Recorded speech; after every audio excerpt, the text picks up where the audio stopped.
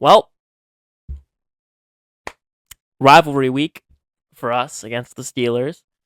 I sorry again for another late upload when it comes to the Ravens and getting my opinion out there. Sorry again that I'm uploading this so late, not relatively after the game actually happened. I was actually celebrating my birthday today, and that's the performance I got for my birthday from the Baltimore Ravens.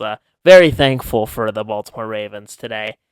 So in a 27-22 loss to the rival, the Pittsburgh Steelers, there is, because I knew I was going to have to get this video out late, I literally, during the game, was taking like serial killer notes about what I watched because there's so much to talk about. Every time the Ravens play football, every time somebody's on the field, every time something happens, there's always a narrative. There's always a narrative with this team. It can never be straightforward. You can never straightforward lose, can never straightforward win. There always has to be a narrative. There always has to be something. There always has to be something fishy. And of course, I'm going to just get it out there. I'm going to air it out. The Isaiah Likely touchdown callback. Now, I'm not going to put the clip in this video because I don't want to get taken down by the NFL. I don't want to get copyrighted.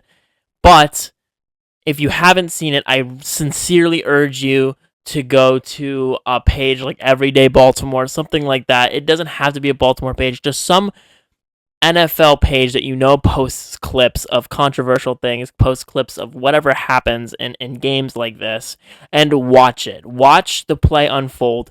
Isaiah Likely catches the football down 22-27 in the end zone, takes one step, two step, gets the ball knocked out. Apparently, that's not a football move, but he gets the ball knocked out right as he's taking the third step.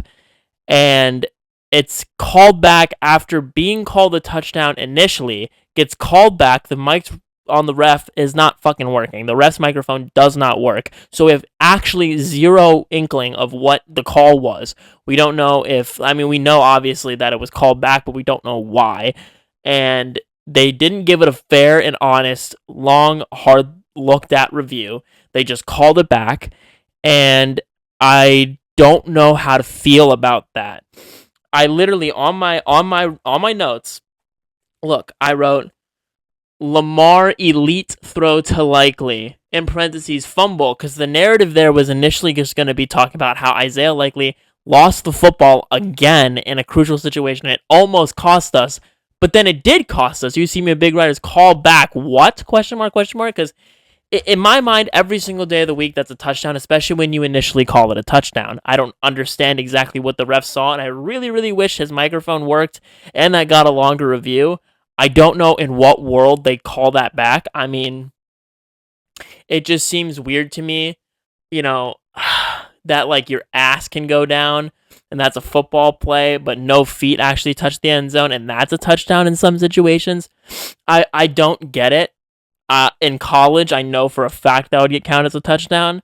I don't know. I don't understand. I really don't. I don't understand how that's not a touchdown. But in a way, I don't care. Okay? Did that call fuck us over? Absolutely. Was that absolutely heartbreaking? Of course. Because whenever the Ravens have some kind of situation like that, it's got to be heartbreaking, can never be straightforward. Like I say, there's always a narrative. But that's not the only fucking narrative from this game, because it never ever is. Aaron fucking Rodgers rushed for a touchdown for the first time in 3+ years. Rushed for a touchdown at age 40. What? Aaron Rodgers rushed for a touchdown? Not only did he rush for a touchdown, he evaded multiple sacks and made throws on the run. I swear to God, I was watching a Freaky Friday movie where Lamar and Aaron Rodgers switched bodies. What the fuck was going on? Especially, this was mainly in the first half, but what the fuck? What do you mean he rushed for a touchdown before Lamar did in this game? And Lamar, which we'll get to, he actually rushed for a touchdown. Lamar remembered how to use his legs. and they remembered how to use Derrick Henry, and they remembered read option was actually a play you are allowed to run in football, and they dominated every time they used that play. And it literally, to use Henry in this game, I'm getting sidetracked, but to use Henry in this game, they literally took Keaton Mitchell having to leave the game with an injury, a knee injury, for them to actually use Henry to his effective ability. That's what it took for John Harbaugh's fucking mind to click, to use actual Derrick Henry instead of Keaton Mitchell. And I love Keaton Mitchell. I think he's fantastic.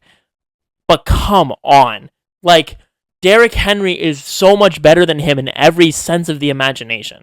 Not to mention, speaking of, Keaton Mitchell being the younger guy, Isaiah Likely, okay.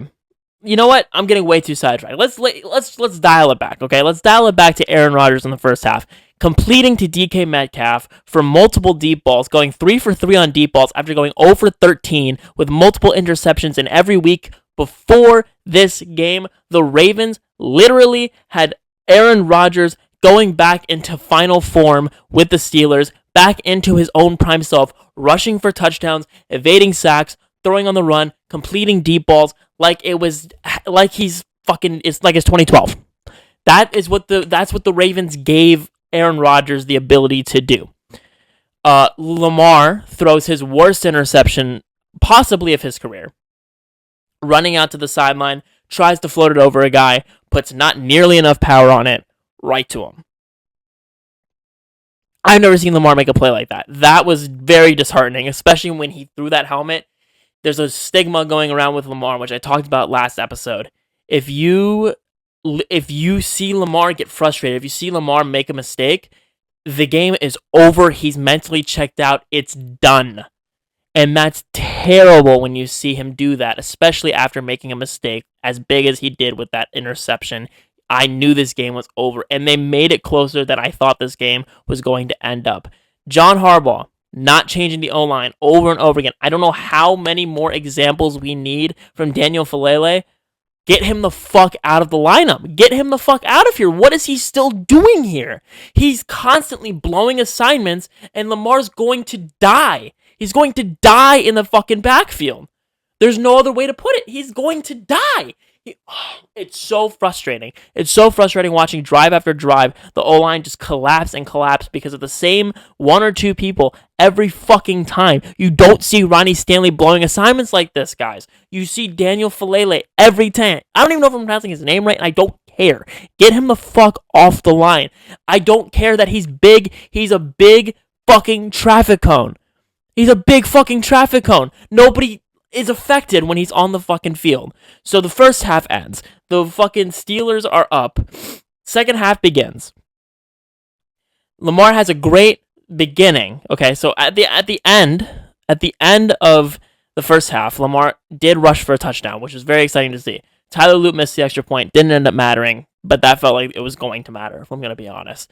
Loop missed the extra point, which just kind of sums up this season. Missing extra points, missing simple plays. Second half begins. Lamar has he comes out, he looks great. He has a great first half drive, a throw on the run touchdown to Isaiah Likely, which looked like vintage Lamar. It looked fantastic. I was starting to get my hopes up, okay? It goes on. The defense comes on the fucking field. What are these blitzes?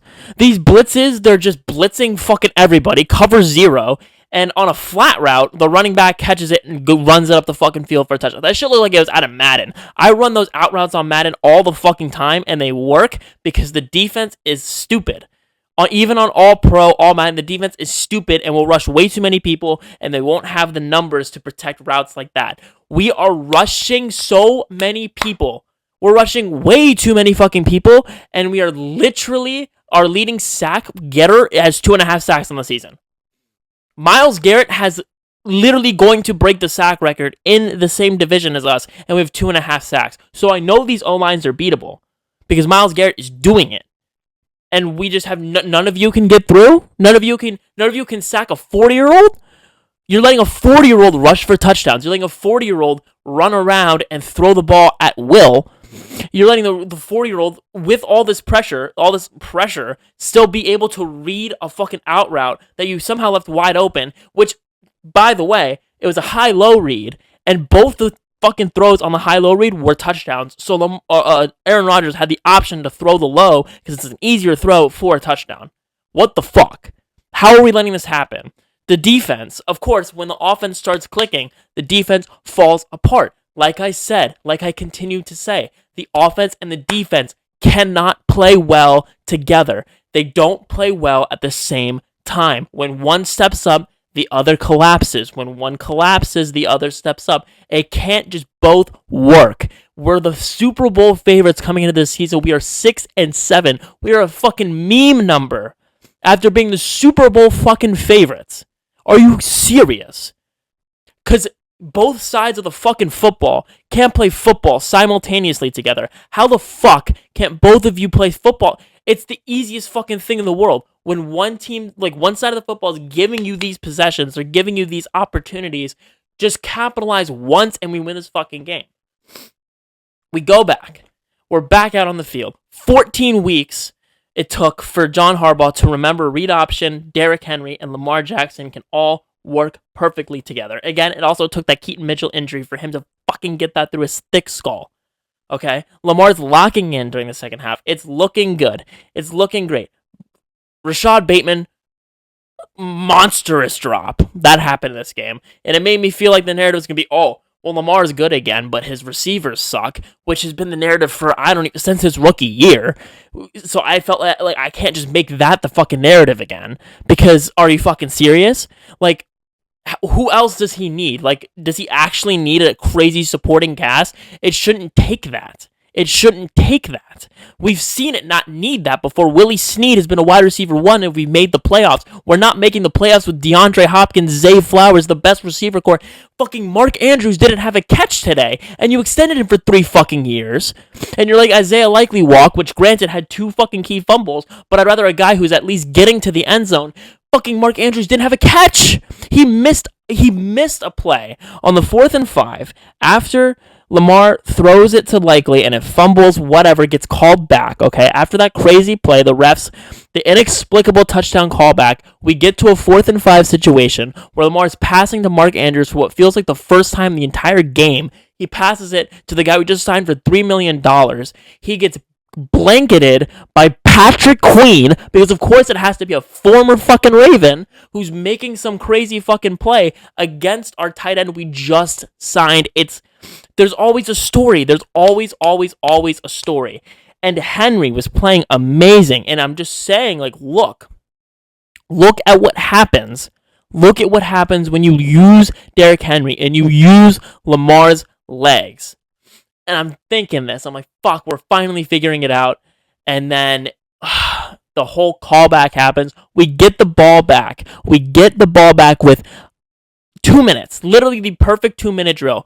We waste so much time on this 2-minute drill for an inexplicable reason, just for it to end in a Lamar sack, and the game is over, and our playoff hopes are over, and the season is over, and John's job is over. It's done. Fire him. What are we doing? The O-line sucks.